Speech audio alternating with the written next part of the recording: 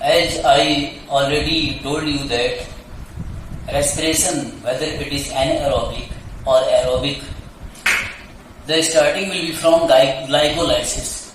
Glycolysis taking in cytoplasm of all the living or respiring organisms. अगर anaerobic respiration होगा तो वो fermentation होगा ग्लाइकोलाइसिस के बाद, ये हम पहले ही पिछले लेक्चर में बता चुके हैं।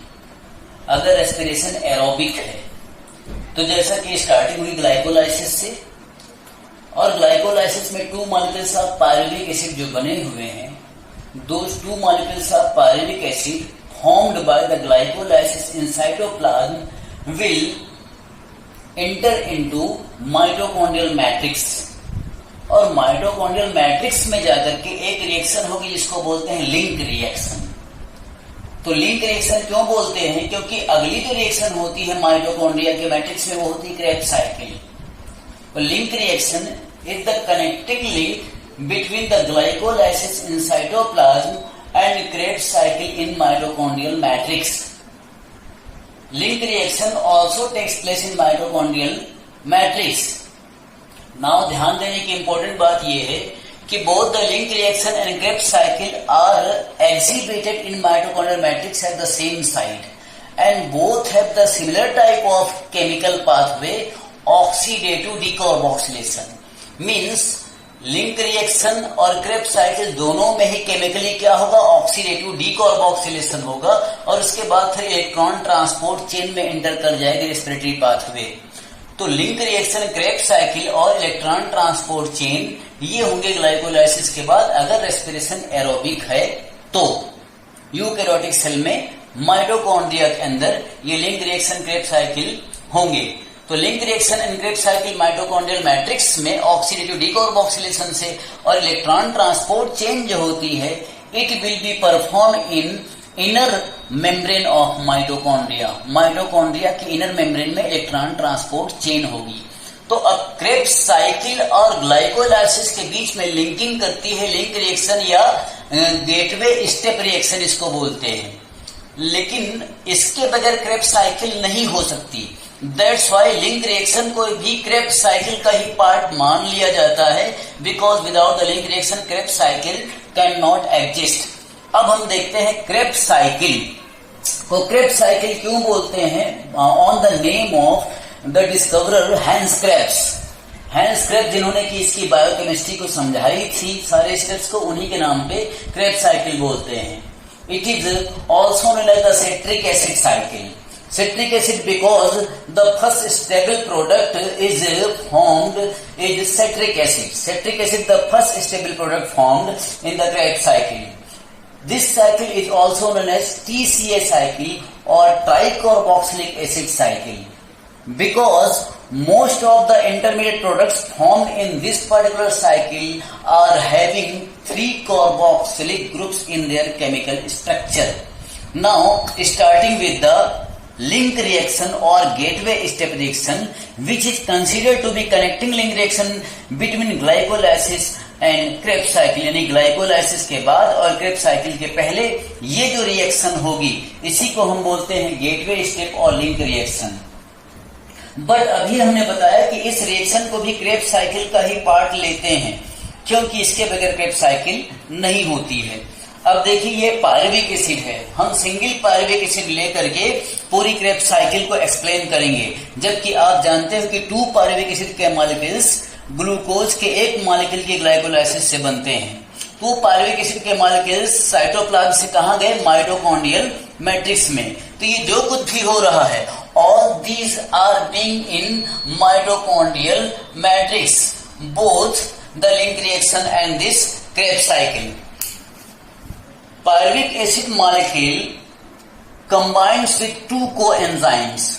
The one is coenzyme A and another is NAD, nicotinamide adenine dinucleotide, and coenzyme A.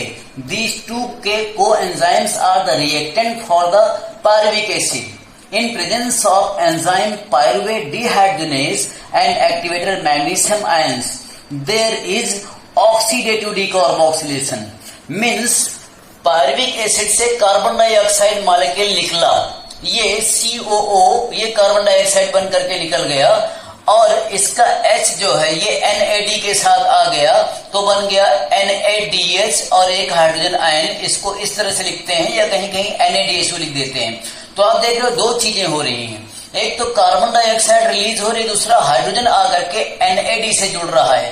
तो पायरुविक एसिड से हाइड्रोजन निकल करके NAD से कंबाइन किया, तो पायरुविक एसिड से हाइड्रोजन का निकलना क्या हुआ, हाइड्रोजन का निकलना हुआ डिहाइड्रोजनेशन, और डिहाइड्रोजनेशन ही क्या होता है, ऑक्सीडेशन होता है। तो पायरुविक एसिड का ऑक्सीडेशन हो गया प्लस कार्बन डाइऑक्साइड इससे निकल गई, तो हम क्या बोलेंगे, क्या हो गया, ऑक्सीडेटिव डीकार्बोक्सिलेशन इन माइटोकॉन्ड्रियल मैट्रिक्स। और इससे पायरुविक एसिड में से ये देखिए जो एसिटाइल ग्रुप है CH3CO, ये एसिटाइल ग्रुप इसको एंजाइम ए से कंबाइन कर जाएगा, तो क्या बन जाएगा, एसिटाइल को एंजाइम ए। देखिए हमने लिख दिया यहाँ पर प्रोडक्ट क्या, CH3CO एसिटाइल ग्रुप एंड को एंजाइम ए। तो बाय द रिएक्शन ऑफ को enzyme A with the acetyl group of pyruvic acid, the acetyl coenzyme A is formed and it has only two carbon, one carbon here, one carbon here. Coenzyme A is the part of coenzyme linked with the acetyl group of pyruvic acid. अब देखिए ये 2 carbon compound जो acetyl coenzyme ए बना हुआ है, इसी को कहा जाता है, this particular compound acetyl coenzyme A is the connecting link between glycolysis and Krebs cycle. क्योंकि इसके पहले क्या, ग्लाइकोलाइसिस का प्रोडक्ट पायरुविक एसिड है और यहीं से ये क्रेब्स साइकिल में एंटर करेगा, तो क्या बोलेंगे, ये ग्लाइकोलाइसिस और क्रेब्स साइकिल के बीच में कनेक्टिंग लिंक हो गया एसिटाइल को एंजाइम में। हालांकि ये कार्बोहाइड्रेट मेटाबॉलिज्म हम ग्लूकोज की पढ़ रहे हैं, लेकिन अगर फैट या फैटी एसिड का अगर हम ऑक्सीडेटिव मेटाबॉलिज्म पढ़ते तो उसमें भी यही बनता है। तो हम ये कहते हैं कि acetyl coenzyme A is a common intermediate in both the carbohydrate and fats oxidative metabolism. अब आगे देखते हैं कि क्रेब्स साइकिल में एंटर करने पे एसिटाइल को एंजाइम ए का सबसे पहला रिएक्टेंट होता जो फर्स्ट मेंबर है, that is a 4 carbon compound oxaloacetic acid. Oxaloacetic acid is the first member to be combined with acetyl coenzyme A and hydrolyse with water in presence of citrate synthetase enzyme. In presence of citrate synthetase enzyme and water, acetyl coenzyme A and oxaloacetic acid react, making the first product citric acid.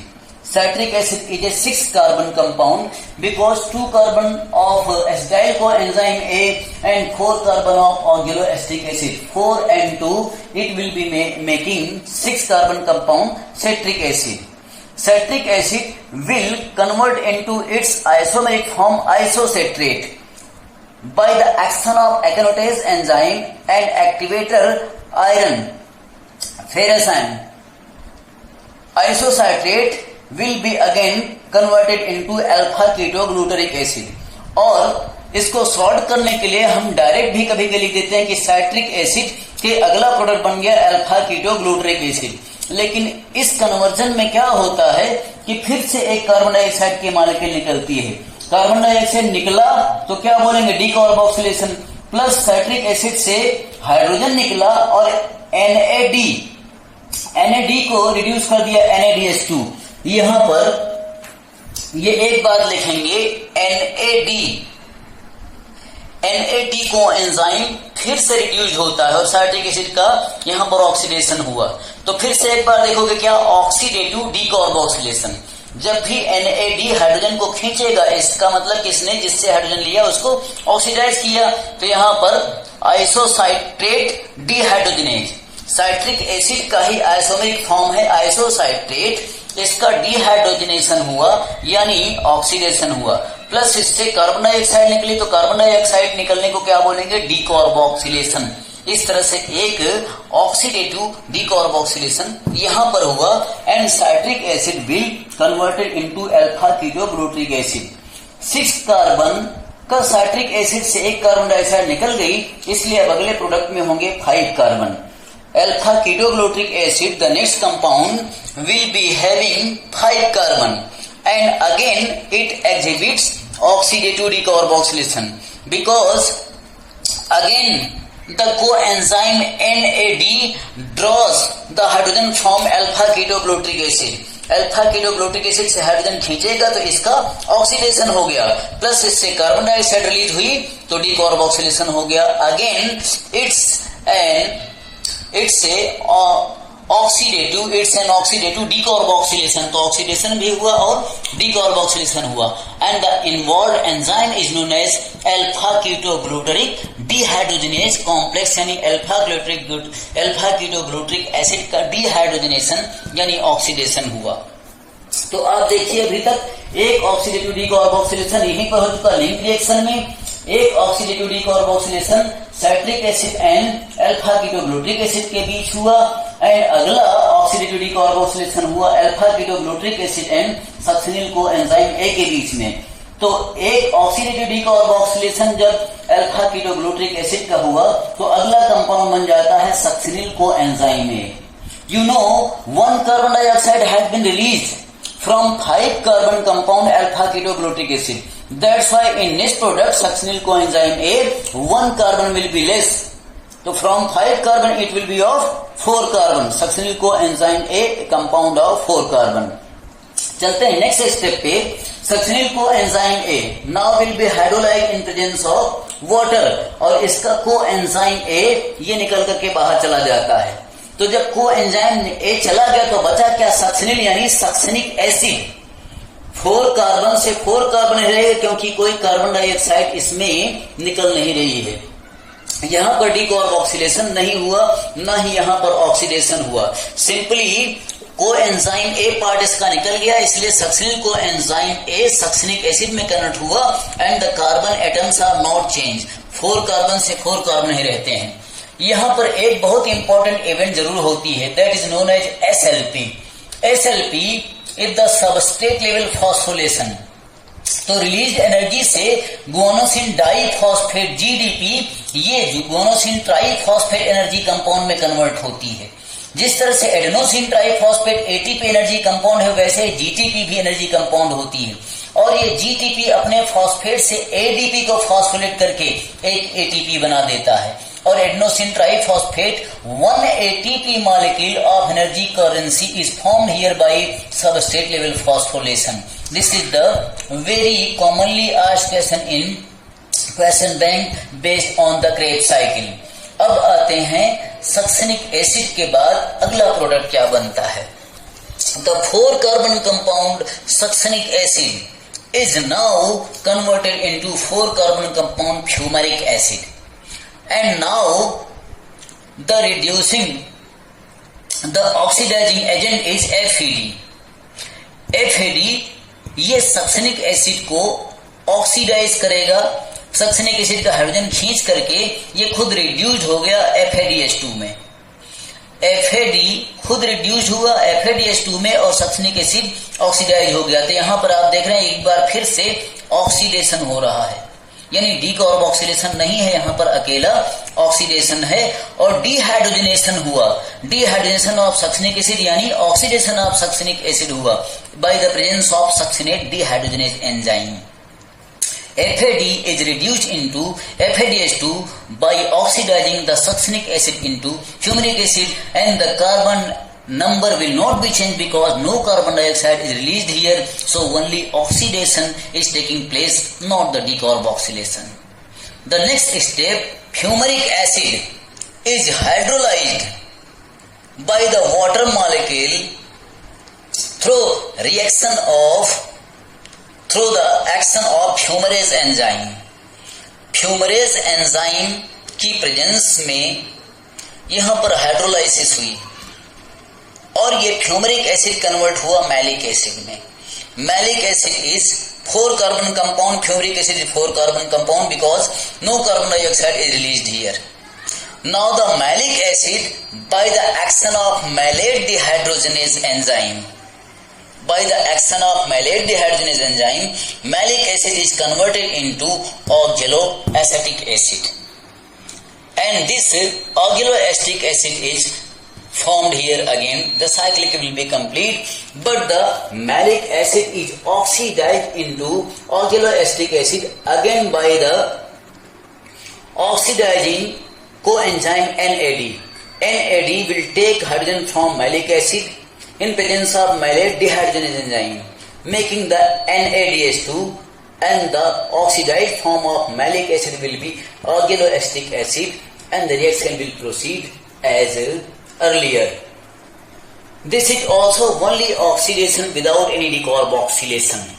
अब अगर देखें कि overall इस पूरे reactions में कितने oxidations हुए और कितने डिकार्बोक्सिलेशन हुए, तो यहां पर हम देखते हैं टोटल 5 ऑक्सीडेशंस हुए एंड टोटल 3 डिकार्बोक्सिलेशन हुए। देखिए सबसे पहला ऑक्सीडेशन यहां हुआ NADH2 बनने पे, साथ में डिकार्बोक्सिलेशन भी है। दूसरा ऑक्सीडेशन यहां हुआ NADH2 बनने में, साथ में डिकार्बोक्सिलेशन है। तीसरा ऑक्सीडेशन यहां हुआ NADH2 बनने में, साथ में डिकार्बोक्सिलेशन है। तो ये 3 तो ऑक्सीडेटिव डिकार्बोक्सिलेशन साथ साथ हैं। लेकिन अब आगे देखें कि एक ये अकेला ऑक्सीडेशन हुआ है FADH2 जब बना, यहां डिकार्बोक्सिलेशन नहीं है, और एक अकेला NADH2 बना है, यहां पर अकेला ऑक्सीडेशन जहां डिकार्बोक्सिलेशन नहीं है। तो 3 ऑक्सीडेशन तो डिकार्बोक्सिलेशन के साथ हैं और 2 ऑक्सीडेशन बिना डिकार्बोक्सिलेशन के। टोटल कितने ऑक्सीडेशन हो गए? यहां पर टोटल 5 ऑक्सीडेशन हो गए और 3 डिकार्बोक्सिलेशन हो गए। लेकिन कहा जाए कि टोटल ऑक्सीडेटिव डिकार्बोक्सिलेशन कितने हुए, तो 3 ऑक्सीडेटिव डिकार्बोक्सिलेशन हुए। अब हम अगर ओवरऑल रिएक्शन लिखें तो ओवरऑल रिएक्शन में लिखेंगे 1 pyruvic acid. Here overall reaction of Krebs cycle is written 1 pyruvic acid plus 4 NAD plus 1 FAD. FAD is flavin adenine dinucleotide, another coenzyme. 2 water molecules plus ADP plus inorganic phosphate ATP बनाने के लिए mitochondrial matrix में ये 4 NADH2, 1 FADH2, 1 ATP and 3 carbon dioxide released by 3 decarboxylation. This will be the overall reaction of Krebs cycle, including the gateway or step link reaction.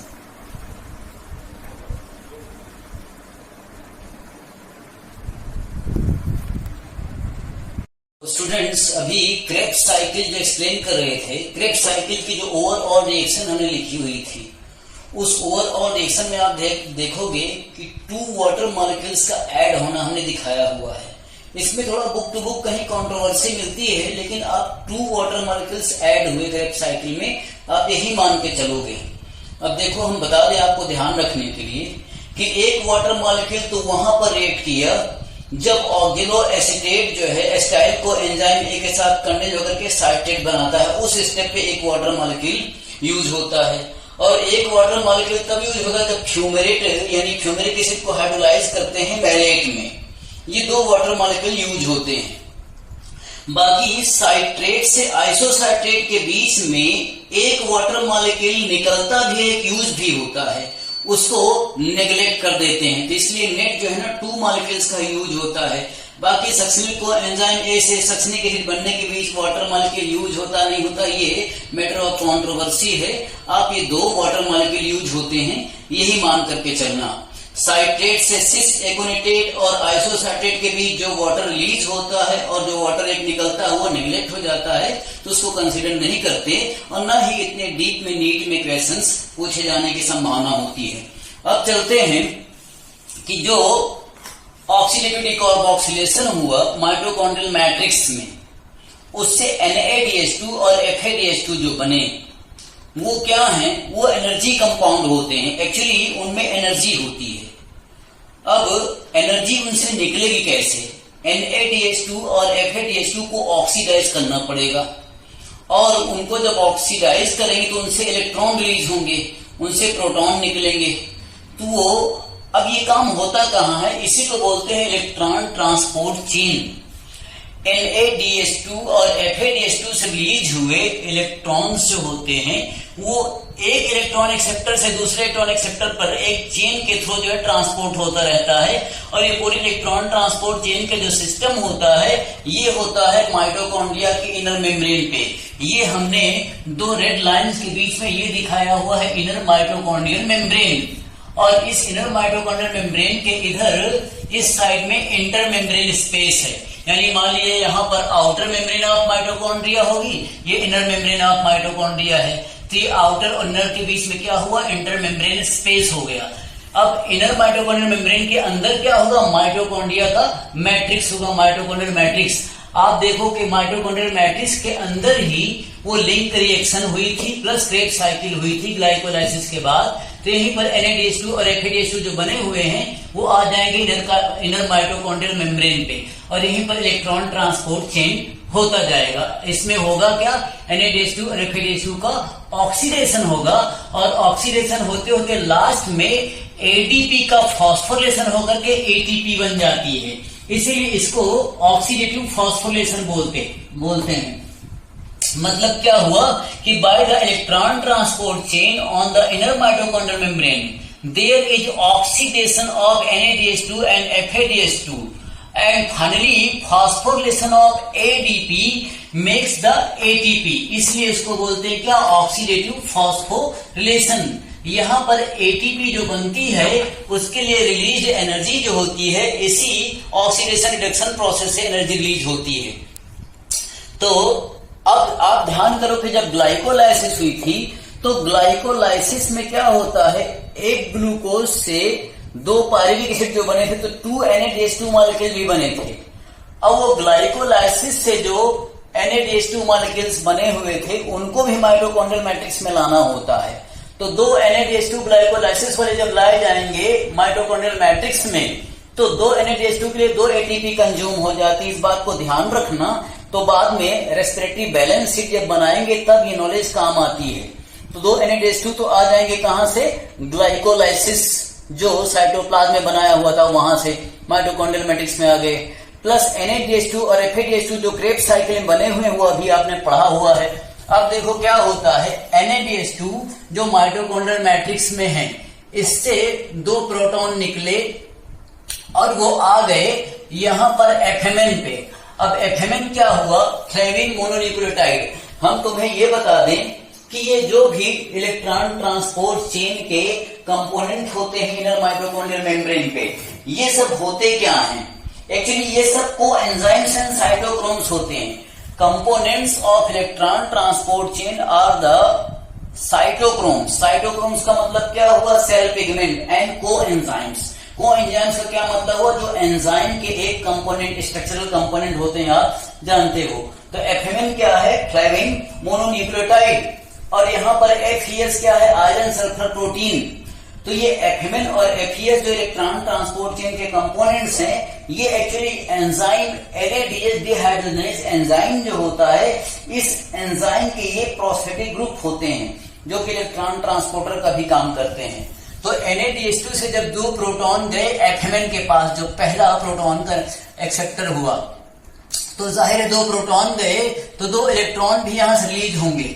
अब ये दोनों proton FMN से चले आएंगे कहां पर, इंटरमेम्ब्रेन स्पेस में एक्युमुलेट होते जाएंगे, और 2 इलेक्ट्रॉन ये FMN यानी फ्लेविन मोनोन्यूक्लियोटाइड ये आगे ट्रांसफर कर देता है FES के साथ, FES यानी आयरन सल्फर प्रोटीन पे। अब देखो आपके NADH2 से जब प्रोटॉन निकला तो ये ऑक्सीडाइज हो गया NAD में। हमने बताया कि इनका ऑक्सीडेशन जो होता है NADH2 का वही एनर्जी रिलीज करता है। NAD में ये ऑक्सीडाइज हो गया या डिहाइड्रोनेटेड हो गया, तो एंजाइम क्या चाहिए यहाँ पर, NADH2 डिहाइड्रोजनेज। NADH2 हम बोलते हैं, इसको लिखने का तरीका NADH प्लस प्रोटॉन भी होता है। तो ये NADH डिहाइड्रोजनेज एंजाइम जो है ये सबसे पहले कॉम्प्लेक्स का काम करता है, कॉम्प्लेक्स नंबर 1। यहां पर हम इलेक्ट्रॉन ट्रांसपोर्ट चेन में टोटल 5 कॉम्प्लेक्स बताएंगे, और कॉम्प्लेक्स का मतलब क्या होता है, द मोस्ट इंपॉर्टेंट कंपोनेंट्स और factors performing in all over electron transport chain. तो सबसे पहला कॉम्प्लेक्स क्या हो गया, NADH डिहाइड्रोजनेज, जो NADH को ऑक्सीडाइज कराया NAD में, और हाइड्रोजन FMN से होते हुए इंटरमेम्ब्रेन स्पेस भी गया और इलेक्ट्रॉन चले आए आयरन सल्फर प्रोटीन पे। अभी इलेक्ट्रॉन ट्रांसपोर्ट एक चेन के साथ होता जाएगा। आयरन सल्फर प्रोटीन जो है ये अपने इन 2 इलेक्ट्रॉन्स को पहुंचा देता है यूबिक्विनोन के पास। देखिए ये क्या है, UQ, यूबिक्विनोन। अब देखो इसमें आप ओन क्या सफिक्स आ रहा है, जैसे आप बोलते हो एसीटोन, यानी ये कीटोनिक कंपाउंड है यूबिक्विनोन इनर माइटोकॉन्ड्रियल मेम्ब्रेन पे। अब ये यूबिक्विनोन को दो प्रोटॉन Fa2 से भी मिलते हैं, जो Fa2 आप देखो क्रेब्स साइकिल में बने हुए हैं। तो Fa2 ये होता है कॉम्प्लेक्स 2, इसको माना गया। इलेक्ट्रॉन ट्रांसपोर्ट चेन का कॉम्प्लेक्स 2 क्या हो गया? Fa2 हो गया। It will donates its 2 protons to ubiquinone. और जब ये दो प्रोटॉन यूबिक्विनोन पे आ जाएंगे तो देखो ये कीटोनिक कंपाउंड जब रिड्यूस होता है तो simple organic chemistry, carbonyl compound जब भी रिड्यूस होगा तो रिडक्शन से क्या बन जाता है? अल्कोहल। तो यूबिक्विनोन का यहाँ पर प्रोटोनेशन होगा तो ये रिड्यूस यूबिक्विनोन जो बना इसको बोलते हैं यूबिक्विनॉल। देखो यहाँ पर ओन सफिक्स था यानी एसीटोनिक, और यहाँ ऑल का मतलब क्या? अल्कोहलिक हो गया ये। तो यूबिक्विनोन रिड्यूस हो गया यूबिक्यूएस2 में, उसके बाद ये अपना हाइड्रोजन फिर इंटरमेम्ब्रेन स्पेस में डाल देगा। इस तरह से प्रोटॉन्स जो है या हाइड्रोजन आयन ये एक्युमुलेट होते जाते हैं आउटर और इनर मेम्ब्रेन के बीच इंटरमेम्ब्रेन स्पेस में। यूबिक्विनोन जब रिड्यूस हुआ यूबिक्विनॉल तो अपने 2 इलेक्ट्रॉन्स फिर आगे पहुंचा देता है साइटोक्रोम बी के पास। साइटोक्रोम बी फिर इलेक्ट्रॉन को आयरन सल्फर प्रोटीन से होते हुए फिर एक बार यूबिक्विनोन पे ले जाता है, और यूबिक्विनोन इधर से प्रोटॉन फिर से लेकर के माइटोकॉन्ड्रियल मैट्रिक्स से यूबिक्विनॉल में रिड्यूस होता है, फिर प्रोटॉन आ जाएंगे इधर इंटरमेम्ब्रेन स्पेस में, और फाइनली इलेक्ट्रॉन पहुंचा साइटोक्रोम C1। अब आप यहां पर ध्यान दो, साइटोक्रोम बी और साइटोक्रोम C1 इनके बीच में क्या क्या आया? आयरन सल्फर प्रोटीन, यूबिक्विनॉल और फिर लास्ट में साइटोक्रोम C1। तो इन सबको मिला करके साइटोक्रोम बी से लेकर के C1 तक जितने भी हैं मिला के क्या बोले? Cytochrome B C1 complex. All these cytochrome and transition electron chain components are combinely known as complex number 3। Cytochrome B से लेकर के साइटोक्रोम C1 तक जितने भी हुए इन सबको मिला के कॉम्प्लेक्स 3 बोलते हैं। अब साइटोक्रोम C1 के बाद इलेक्ट्रॉन आते हैं, यहां पर देखिए आप साइटोक्रोम C।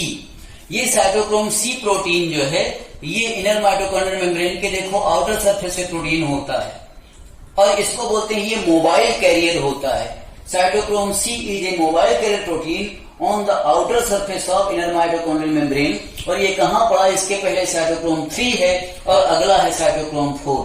यानी साइटोक्रोम C जो है साइटोक्रोम 3 और cytochrome C is the transition between the complex number 3 and complex number 4। Cytochrome C1 तक क्या था? कॉम्प्लेक्स 3 था। साइटोक्रोम AA3 क्या होगा? ये कॉम्प्लेक्स 4 होगा। तो कॉम्प्लेक्स 3 और कॉम्प्लेक्स 4 के बीच में साइटोक्रोम C ये लाई करता है, जो कि outer surface of inner mitochondrial membrane present है, मोबाइल कैरियर प्रोटीन होता है।